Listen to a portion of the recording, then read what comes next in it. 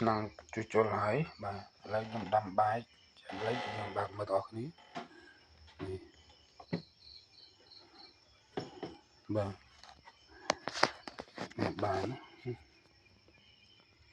bán chăn lom tên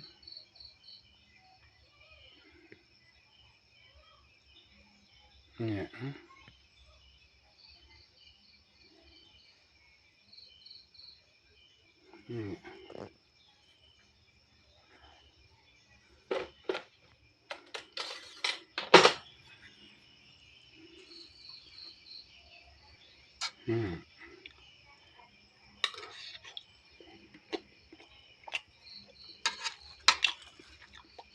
vậy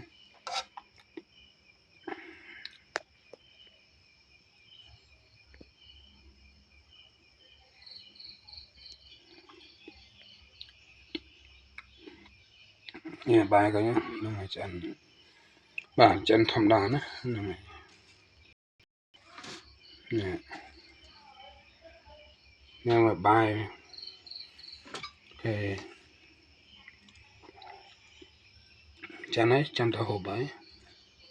đã pitch pong gần nhưng đã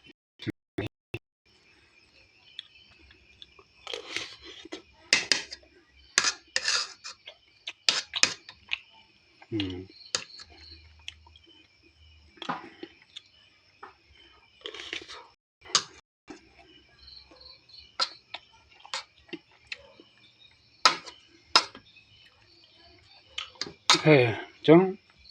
năng làm bài đi đâm chân á này bà đi mình có tệ nữa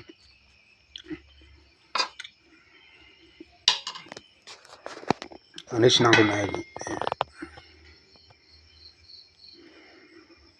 anh ấy năng là cầm dương